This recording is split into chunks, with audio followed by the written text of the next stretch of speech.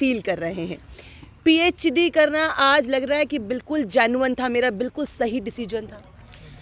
मुझे लग रहा है कि आज जो हालात हुए हैं, मुझे लग रहा है मेरा डिसीजन गलत था। मैंने पीएचडी क्यों किया, अपने आप पे कोस रहा हूँ मैं। लेकिन अब कल 10 बजे तक हमारे सारे टीचर जम्मू पहुँच जाएंगे, फिर एडमिनिस्ट्रेशन और ये खुद संभालेंगी। हम वहाँ पे मुझे उस टाइम 22 दे रहे थे। अच्छा। 22,000 और आप 125 रुपये पर डे आ गए। बिल्कुल। तो मैंने लेकिन हम वो देख लेंगे, हमने बीजेपी ऑफिस करना है, प्रोटेस्ट राणा साहब का घेराव करना है, या कहाँ पे दिल्ली चलो हमारे। अनंतनाग को भी वैसे उसी तरह का एरिया माना जाता है जी, एग्जैक्टली मैम। और उस तरीके के एरिया को अगर आप मोल्ड कर रहे हैं, वहाँ पे बच्चों को उस लेवल पर लेके आ रहे हैं कि नहीं आप उस लाइन, वो आपकी गलत है, आप इस लाइन पे आइए, और उसके बाद आप यहाँ पर हैं तो आप कहाँ पर जाएंगे? प्लान बड़े हैं इस बार, ये नहीं है ठीक है पहले जो हो गया बड़े सिंबॉलिक तरीके से बैठे रहे और जस्टिस मांगते रहे, राणा साहब आ गए, क्लैपिंग कराते रहे, हार पहनाते रहे। नहीं, अगर ये नहीं कर पाते बता दो हमें, हम चलते दिल्ली की ओर। उन लोगों की बात तो सुन पा रहे थे आप कि कोई एक शख्स आ रहा है, रैबरे खेल के बारे में बताने की कोशिश कर रहा है, हम जा रहे हैं रैबरे खेल के बारे में बताने की कोशिश कर रहे हैं, पैनलिस्ट बन रहे थे। पर आज जो आपको सब नज़र आ रहे हैं, ये अपनी अपनी डिस्ट्रिक्ट से लीड कर रहे हैं, यानी कि ये डिस्ट्रिक्ट्स के प्रेसिडेंट्स यहाँ पर पहुँचे थे और आज इन्होंने जमकर प्रोटेस्ट किया, अपनी बात रखी। क्योंकि रविंदर रैना जी ने कहा यस मैं आपका साथ दूंगा, बीजेवाईएम के प्रेसिडेंट अरुण जी ने कहा यस मैं आपका साथ दूंगा। तो उन्होंने कहा कि चलिए अगर वो साथ देंगे तो प्रोटेस्ट खोलने की ज़रूरत है हमें, अगर हम अपना प्रोटेस्ट खोलेंगे तभी तो वो लोग आके बैठेंगे। अगर हम अपने अपने घरों में बैठ जाएंगे तो किस तरह से किसी को पता चलेगा कि हम लोग सच में 125 रुपये में काम कर रहे हैं? नहीं तो उनको लगेगा कि हाँ इनके पास अच्छा खासा पैसा है, बस आके हमको बोल देते हैं कि हमारे पास 125 रुपये ही हैं, हम तो कुछ करते नहीं। इसलिए अब कहीं ना कहीं मजबूरन इनको उतरना ही पड़ा सड़कों पर और कहना पड़ा कि भैया अब तो इंसाफ कर दीजिए, क्योंकि कमेटी बनाने का भी कोई दूर दूर तक फ़ायदा नज़र नहीं आ रहा है। चलिए इन लोगों से बातचीत करते हैं, क्योंकि हर एक डिस्ट्रिक्ट के शख्स यहाँ पर मौजूद हैं। 20 डिस्ट्रिक्ट के लोगों से बातचीत करना दिक्कत वाली बात होगी, इसलिए हम फटाफट से बातचीत करने की कोशिश करेंगे और उनके मुद्दे आप तक पहुँचाने की कोशिश करेंगे। शुरुआत में आपसे करती हूँ, डिस्ट्रिक्ट पहले कौन सी? मेरा डिस्ट्रिक्ट पुलवामा है, कश्मीर डिवीजन से। पुलवामा डिस्ट्रिक्ट वो डिस्ट्रिक्ट है जिसको ये कहा जाता है कि भैया ऐसे डिस्ट्रिक्ट है जहाँ पे जाना नहीं। आप वहाँ पर रहकर बच्चों को प्रिपेयर कर रहे हैं कि आप एनर्जी चैनलाइज कर रहे हैं, और दूसरों की एनर्जी चैनलाइज करते करते आज आपकी हालत ये होगी कि आप सड़कों पर आ गए हैं। आज पुलवामा की जिसकी आप बात कर रहे हो, वहाँ पे एक स्पोर्ट्स कल्चर क्रिएट हुआ है, एक माइंडसेट बन गया हमारे बच्चों का, हमारे यूथ का, कि हमने वहाँ पे स्पोर्ट्स कल्चर क्रिएट किया। हम है रहबरी खेल physical education teachers, qualified youth है, पढ़े लिखे यूथ है, वेल डिसिप्लिन्ड है, वेल मैनर्ड यूथ है। तो हमारी बस छोटी सी यही गुजारिश है, एलजी साहब ने जो हमें प्रॉमिस किया था 2022 में मई में एक एजिटेशन हमारी चली, स्ट्रगल चली, उसमें बीच में रविंदर सर आया, उसने हमें एलजी से मिलवाया, एलजी सर से, ऑनरेबल एलजी सर जो हमारे स्टेट के हेड है। तो वहाँ पे उन्होंने हमारे जो कम्युनिटी मिलने गई उन पे सर पे हाथ रख के बोला हाँ मैं मानता हूँ आपके साथ इनजस्टिस हो रही है, तो मैं हूँ यहाँ पे स्टेट में आपको जस्टिस दिलाने वाला। और हमारे ऑनरेबल एलजी साहब ने एक ट्वीट भी किया है, बल्कि इनका मसला जल्दी से जल्द सॉर्ट आउट हो, तो उन्होंने कुछ टाइम दिया है 10-15 दिन, बोला आप वेट करो, आप वहाँ से आ जाओ, प्रोटेस्ट आप अपना ख़त्म करो। तो हमने उनकी मतलब इज़्ज़त रखी है, हम वहाँ से आगे अपना प्रोटेस्ट हटाया। रविंदर सर साथ में थे, बीजेपी के रविंदर रैना सर वो साथ में थे, हमने अपना प्रोटेस्ट हटवाया और हमने वेट किया 10-15 दिन, लेकिन आज 6 महीने हो गए, अभी तक हमसे वो जो एलजी सर ने ऑनरेबल एलजी सर ने वादा किया है वो अभी वादा मतलब मान लो वो वादा अभी झूठा ही है। तो हमारी यही गुजारिश है रविंदर रैना सर जी से कि आज सपोर्ट में आ जाए, और एलजी सर से कि आप अपना वादा याद कीजिए, और जो आपने बोला था आपके साथ इनजस्टिस हो रही है, शीर इनजस्टिस जिसको मैं कह रहा हूँ, और आपका जो प्रोबेशन पीरियड है आपका हक बनता है, जैसे रहबरी तालीम का 5 साल का प्रोबेशन पीरियड था वो आपको भी लागू होगा, वो आप पे भी इम्प्लीमेंट होगा। हम भी यही डिमांड करते हैं कि हम पे भी रहबरी खेल का भी जो 7 साल का प्रोबेशन पीरियड है वो नहीं होना चाहिए, 2 साल कट कीजिए, रहबरी खेल का सिर्फ और 5 साल प्रोबेशन पीरियड होना चाहिए, ताकि हम भी अपनी लाइफ अच्छे से जी सकें। आप रविंदर रैना जी से मिले, इन्होंने भी लगातार कहा रविंदर रैना जी, रविंदर रैना जी। मैंने कहा चलो आपसे रविंदर रैना जी की पहले बात कर लेती हूँ कि रविंदर रैना जी ने तो कल कहा कि भैया पहले मेरे को गवर्नर बनाओ, एक इंटरव्यू में कह रहे पहले मेरे को चीफ मिनिस्टर बनाओ। क्यों यहाँ पे बैठे हो? पहले जाके कंपेनिंग करो, या तो उनको गवर्नर बनाओ या चीफ मिनिस्टर बनाओ, ताकि आपका काम फटाफट हो। नहीं, आखिर दिल्ली में भी तो उनकी सरकार है, बीजेपी सरकार है, और उन्हीं के यूटी प्रेसिडेंट है। ये ज़रूरी नहीं है कि वो पहले सीएम बन जाए, वो अपना अप्रोच वहाँ भी कर सकता है होम मिनिस्टर की। ये बच्चों का मुस्तकबिल का ख़राब हो रहा है। ये इन बच्चों को हमने ही रोज़गार दिया था और इन्हीं बच्चों के साथ हम इनजस्टिस कर रहे हैं, तो इनके साथ इंसाफ होना चाहिए। इसीलिए हम उम्मीद कर रहे हैं बीजेपी के केरल से। डिस्ट्रिक्ट कौन सी है आपकी? मेरा डिस्ट्रिक्ट बडगाम है। बडगाम के बच्चों को अभी तक क्या चैनलाइज नहीं करवा पा रहे हैं, उनकी एनर्जी चैनलाइज नहीं करवा पा रहे हैं? उनको नज़र नहीं आ रहा कि आप लोगों ने कोई मेडल नहीं निकाला होगा शायद, इसीलिए आपको कोई लेना देना नहीं है, आपसे मतलब नहीं है? अगर डायरेक्टर यूथ स्पोर्ट्स के मतलब मांगा जाए डाटा कि आपकी ये ना परफॉर्मेंस क्या रही है, तो वो बताएंगे कि रहबरी खेल टीचरों की वजह से ही पार्टिसिपेशन लाखों में पहुंची। इससे पहले वो हज़ारों में करते थे, अब लाखों में पहुंची ड्यू टू रहबरी खेल टीचर्स के साथ। तो उसी डाटा पे उनको चलना चाहिए ना। वो खुद अपनी मतलब सेक्रेटरी में बैठ के फैसला लेते हैं, वो किसी ऑफिसर से कोई मांगते ही नहीं कुछ राय वाय। क्या ये बात एक आगे ज़रूर कंटिन्यू होनी चाहिए कि क्या बात रखते हैं या नहीं रखते हैं। आप कहाँ से हैं? मैं जम्मू डिस्ट्रिक्ट से। जम्मू डिस्ट्रिक्ट से। Jammu district youth service sports and office रिया कदे गए नहीं है कि भैया एलजी उलजी बाकी तो देखो, पहले अपने डिपार्टमेंट वाले का गल करो। इतने अभी शूज़ हमारे घिस गए हैं, जा के सुना के अपनी फरियादें। कोई लीडर नहीं, बीजेपी का कोई लीडर नहीं। इवन एलजी साहब से भी मिल ली है प्रोटेस्ट के बाद। और जब एक स्टेट का हेड आपको बोलता है कि आपका काम हो जाएगा, तो आप श्योर हो जाते हैं। हमने भी उनकी उस श्योरिटी पे अपना प्रोटेस्ट उठाया। हमारी कोई जेन्युइन मांगे थी, हम आउट ऑफ द लॉ कुछ नहीं मांग रहे।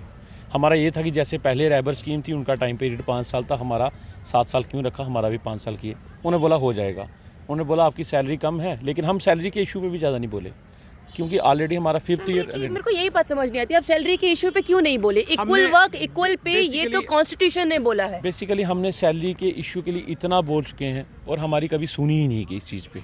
तो प्रेजेंटली ये है कि हमारा अभी 5th ईयर रनिंग में चला जाएगा फेब से, और हम ये चाहते हैं कि ये जो हमारा पहले तो सबसे बड़ी ये बात है कि जिन पोस्टों को ये डी फ्रीज़ करके एडवर्टाइज़ करने वाले हैं वो नहीं होनी चाहिए।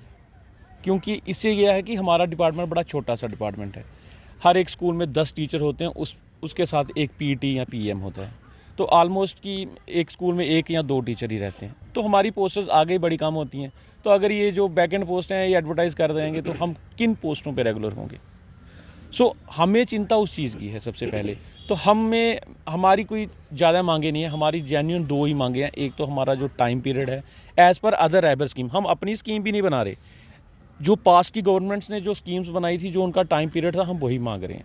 और प्लस हम मांग रहे हैं कि जो हमारी पोस्टें आप डी फ्रीज़ कर रहे हैं उनको फ्रीज़ रखें जब तक हम रेगुलाइज नहीं हो पाते। और यही चीज़ इन्होंने अपनी पॉलिसी में रखी थी। जो कैबिनेट डिसीजन में जो पॉलिसी 2017 में पास हुई थी, वहाँ पे क्लियर मेंशन किया गया है कि जब तक ये जो हम रैबरी खेल टीचर्स लगा रहे हैं, जब तक ये रेगुलाइज नहीं होते, तब तक हम नई पोस्टें एडवर्टाइज नहीं करेंगे। तो दैट्स मीन कि एक चीफ सेक्रेटरी लिखता है कि तब तक एडवर्टाइज नहीं होंगी, वो उस पर साइन कर रहा है। तब भी एलजी साहब थे, तब भी वो बात थी। तो दूसरे एलजी साहब और दूसरे चीफ सेक्रेटरी साहब आके ये बोलते हैं नहीं जी ये हम एडवर्टाइज़ करेंगे। कभी बोलते हैं कि हम आपकी बात मान रहे हैं, इंश्योरेंस दिया, हमारा प्रोटेस्ट उठाया, एक 8 दिन का गर्मियों में आपने भी हमें कवर किया था। आपको पता है कितनी बुरी हालत में हमारे जो टीचर्स थे उन्होंने वहाँ पे प्रोटेस्ट किया। और उस प्रोटेस्ट को जब इन्होंने उठाया तो बोला नहीं जी आपके काम हो जाएंगे। After that till 7th month is running, nothing is done.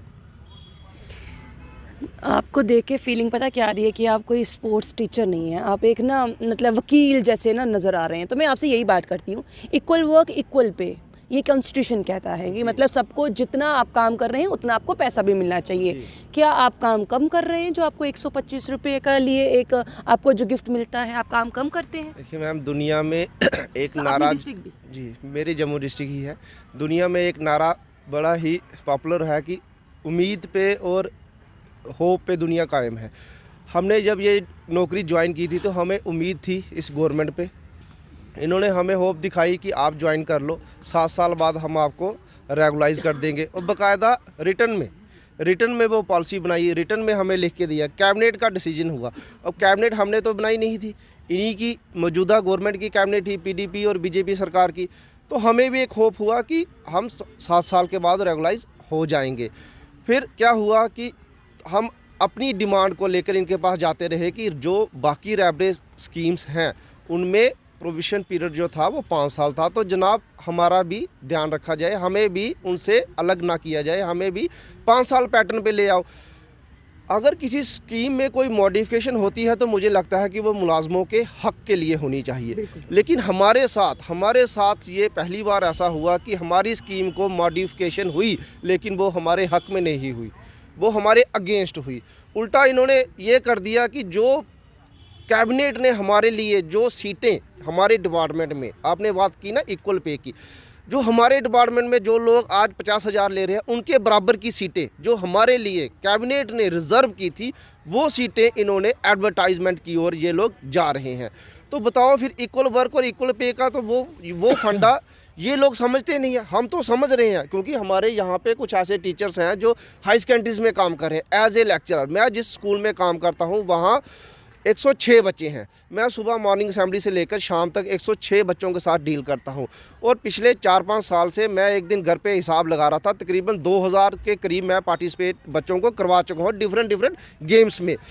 तो काम हम जो हमसे ज़्यादा सैलरी है काम हम उनके बराबर ही कर रहे हैं, हमें हमारा डिस्प्यूट उनके साथ नहीं है, हमारा डिस्प्यूट हमारा गवर्नमेंट के साथ है कि जो हमें होप दिखाई गई थी, जो हमें उम्मीद दिखाई गई थी, उम्मीद दिखाई गई थी कि आपको 7 साल के बाद रेगुलाइज करेंगे और आपको मेन स्ट्रीम में लाएंगे जैसे बाकी वाले मुलाजमीन हैं, लेकिन उस उम्मीद पे ना तो इस वक्त JNK में गवर्नमेंट है, LG प्रशासन है, वो प्रशासन हमारी बात सुनने के लिए ही राज़ी नहीं है। उम्मीद पे दुनिया कायम है ये कहा जाता है, पर आपको लग रहा है कि आपके पास जो उम्मीद थी आप वो भी खींच ली, तो दुनिया कहाँ पर है? आपकी डिस्ट्रिक्ट से शुरुआत कीजिए। जी मैम, डिस्ट्रिक्ट शोपियान से हूँ। बस हम यही उम्मीदें लेके आए हैं कि हमारा जो मतलब LG एडमिनिस्ट्रेशन वो हमारा हक में फ़ैसला दे, क्योंकि हम यही उम्मीदें लेके आए हुए। हमने 4 साल से डिपार्टमेंट के लिए काम किया, वो इसी मतलब कि हमारा फ्यूचर ब्राइट हो, लेकिन आज हमें यही सुनने को मिल रहा है कि आप मतलब जो हमारे लिए पोस्ट फ्रीज़ की वो डिफ्रीज़ हो रहे हैं। तो बस यही उम्मीदें लेके हम यहाँ पे आए जाए कि हमारे हक में फ़ैसला आ जाए। मतलब पहले हम तो वेट कर रहे थे कि हम 2 चीज़ों पे प्रोटेस्ट करेंगे, हम ये कहेंगे कि भैया इक्वल वर्क इक्वल पे होनी चाहिए, यानी कि 125 रुपये सही नहीं। हम ये कह सकते थे कि भैया जो हो रहा है वो गलत हो रहा है, पर यहाँ पर तो एक और चीज़ के लिए अब हमें उतरना पड़ेगा कि जो हमारे पास पोस्ट थी अब उस पर भी डामाडोल है कि ये ना हो कल को ये पोस्ट भी हमारे हाथ से निकल जाए। ये पोस्ट भी अगर आपके हाथ से निकल गई, मैं आपके पास आ रही हूँ डिस्ट्रिक्ट, आपके से यहीं से शुरुआत करूँगी, जो आपकी क्या कहते हैं जो आपकी पोस्ट है अगर ये भी आपके हाथ से निकल गई तो फिर ये वाला क्या कि इक्वल पे इक्वल वर्क क्या फिर आप कहाँ पर लाए? तो मैडम हमारे हाथ में कुछ रहा ही नहीं, जब ये पोस्टर्स हमारी डिफ्रीज कर देंगे तो हमारे हाथ में फिर क्या रहा? फिर तो हमें तो दर की ठोकरें खाने पड़ेगी, हमें तो कोई रास्ता नहीं, सहारा नहीं, फिर किसके पास जाना पड़ेगा हमें? हम तो इसी आज से आए हैं, बीजेपी के पास इसी आज से जाते थे कि ये हमारा मसला किसी न किसी तरीके से हल करेंगे। यही उम्मीद तो थी हमें, पहले से ही यही उम्मीद थी। और जो पिछले 19 तारीख को इन्होंने एक मेमो निकाला था उसके ख़िलाफ़ हमने एजिटेशन भी की, प्रोटेस्ट भी किया, और इन्होंने जाके क्या किया, हमें LG साहब से मिलवाया, हमने LG साहब से बात की, उसने बहुत अच्छे से हमें सुना, अच्छे से आश्वासन, उसी आश्वासन पे आज तक हम रहे कि हमारे साथ कुछ गलत नहीं होने वाला है, लेकिन ऐसा सुनने में आ रहा है कि ये हमारे साथ कुछ गलत करने वाले हैं। ये कुछ गलत करने वाले हैं, अब ये गलत कहाँ की ओर लेकर जाएगा? आपकी डिस्ट्रिक्ट से शुरुआत करेंगे उसके बाद बात करेंगे। बिल्कुल मैडम, मैं डिस्ट्रिक्ट बांडीपुरा से हूँ, मेरा नाम डॉक्टर निसार अहमद है, मैं PhD हूँ फिज़िकल एजुकेशन में। PhD करके यहाँ पे खड़े हैं, क्या सबसे पहले यही बात है, कैसा अनुभव कर रहे हैं कि अनुभव मतलब आप कैसा फील कर रहे हैं? PhD करना आज लग रहा है कि बिल्कुल जेन्युइन था, मेरा बिल्कुल सही डिसीजन था? मुझे लग रहा है कि आज जो हालात हुए हैं मुझे लग रहा है मेरा डिसीजन गलत था। मैंने PhD क्यों किया? अपने आप पे कोस रहा हूँ मैं। इससे पहले मैं अपनी बात बताऊँ, मैं कंट्रैक्चुअल डिग्री कॉलेज में काम कर रहा था एज फिज़िकल एजुकेशन डायरेक्टर, और डिग्री कॉलेज सोपोर में उस टाइम था जिस टाइम इस पॉलिसी से जो मेरिट लिस्ट आई बाहर बांडीपुरा की, तो मेरा नाम उसमें था। तो मैंने वहाँ पे रिजिग्नेशन जब प्रिंसिपल के सामने रखी तो उन्होंने कहा कि बेटा कहाँ जा रहे हो, तो मैंने कहा कि सर ऐसा ऐसा मेरा जो रहबरी खेल पॉलिसी बनाई थी गवर्नमेंट ने, उसमें मेरी सिलेक्शन हुई है। तो उसने कहा वहाँ पे कितनी सैलरी दे रहे हैं, तो ऑलरेडी वहाँ पे मुझे उस टाइम 22 दे रहे थे, अच्छा 22,000। और आप 125 रुपये पर डे आ गए। बिल्कुल। तो मैंने कहा सर मैं वहाँ पे ज्वाइन कर रहा हूँ, तो ये मेरी रिजिग्नेशन है। तो उसने कहा सर ने कि नहीं वहाँ पे आपको सैलरी कितनी है, तो मैंने कहा सर वहाँ पे 3,000 हैं। तो वो चुप गए, 3,000 पे आप जा रहे हैं तो क्यों जा रहे हैं, तो मैंने कहा सर वहाँ पे एक जो फ्यूचर है वो फ्यूचर है कि मैं 7 साल के बाद रेगुलराइज हो जाऊँगा। तो उन्होंने कहा ठीक है, फिर अगर उसमें जॉब सिक्योर है वहाँ पे, तो जॉब पॉलिसी है, तो वहाँ पे जाइए आप, फिर वहाँ ही ज्वाइन कीजिए, फिर यहाँ से बेहतर है। लेकिन आज मैं परेशान हो गया हूँ 4 साल के बाद कि मैंने वो नौकरी क्यों छोड़ी।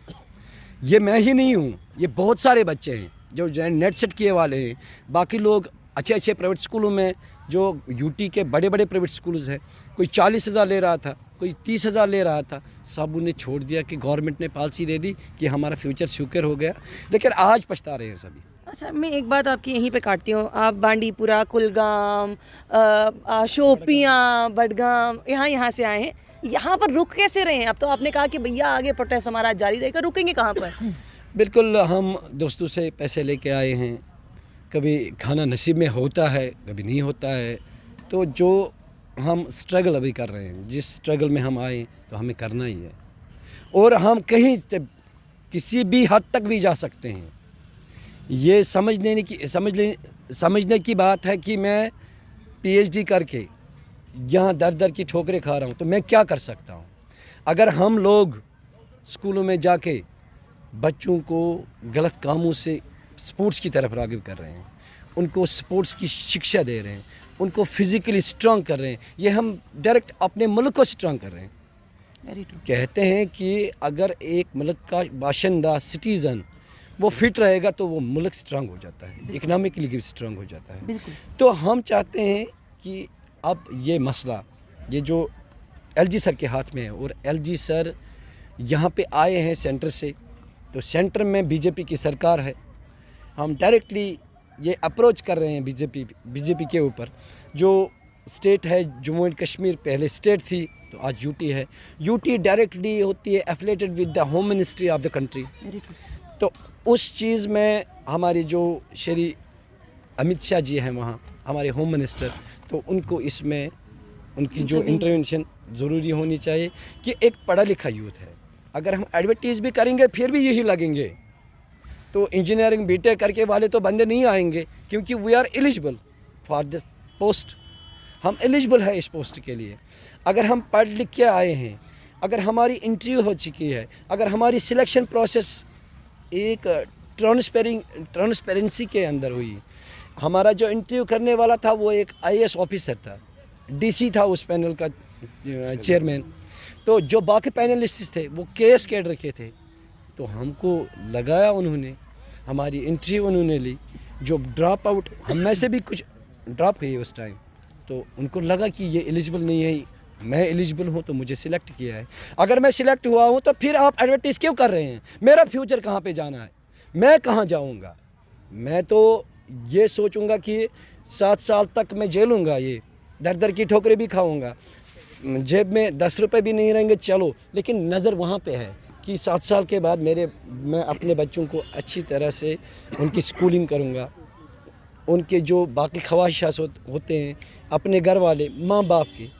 लेकिन यहाँ पे कुछ उल्टा हो रहा है, तो हम ये उम्मीदें लगाए हैं, बिल्कुल 100% हमें उम्मीद है बीजेपी के ऊपर कि 2 दिन के अंदर वो हमारे मसले का समाधान निकालेंगे, और हम इस आशा में हैं।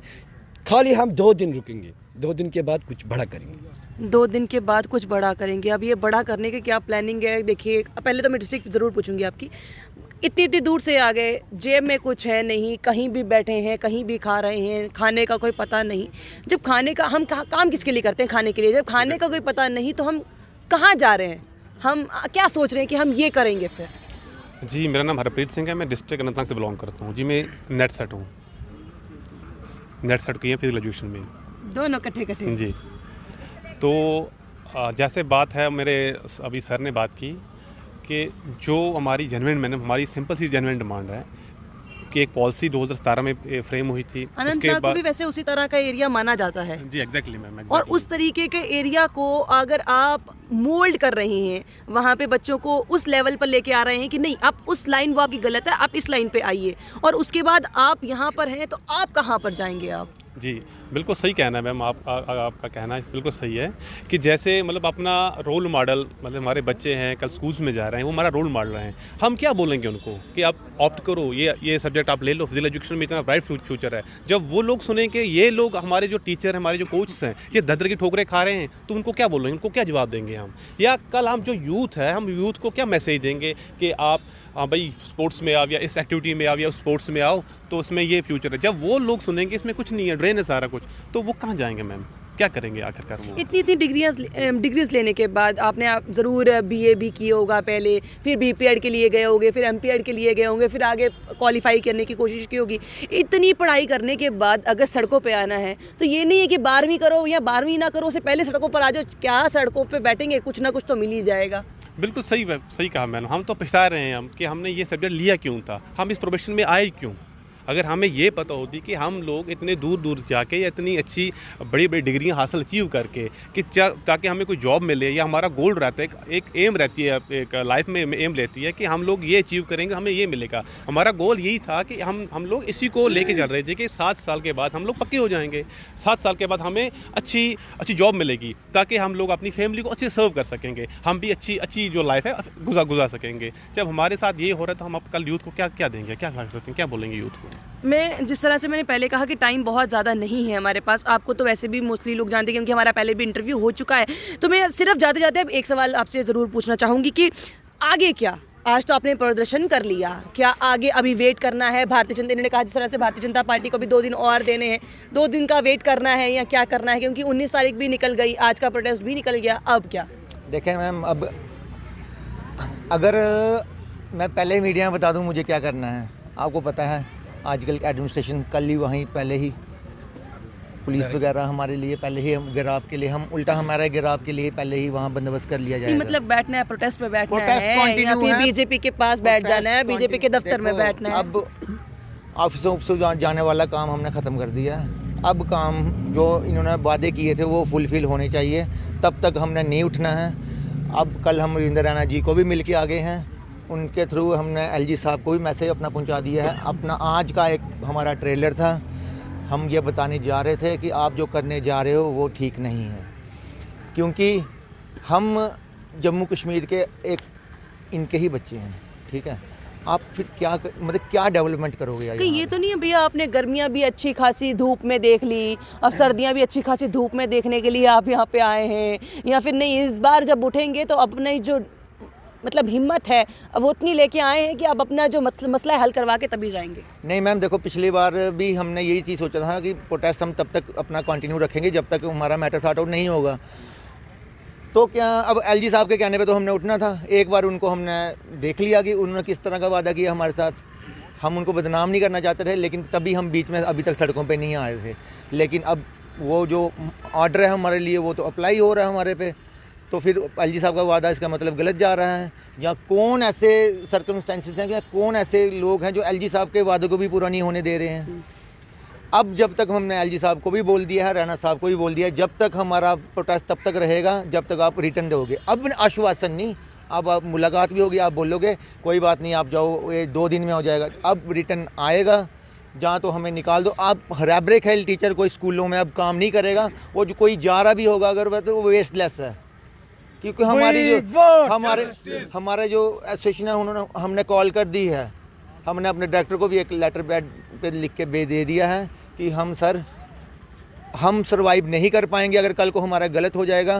क्या आप जाओगे एलजी साहब के हमारे साथ प्रोटेस्ट में? इसीलिए हमें अपनी जंग जो है खुद लड़नी है। तो इसीलिए कल टीचर्स और आ रहे हैं या इतने ही लोग प्रोटेस्ट करेंगे? तो डिस्ट्रिक्ट प्रेसिडेंट है ना सारे, ये तो पहले आए ना मीटिंग के लिए। आज हम राणा साहब को बताने गए थे, जहाँ इनको बताने गए थे पठानिया साहब को, जहाँ कविंद्र गुप्ता जो उन्होंने कमेटी बनाई है उनसे बातें करी हैं हमने। लेकिन अब कल 10 बजे तक हमारे सारे टीचर जम्मू पहुंच जाएंगे।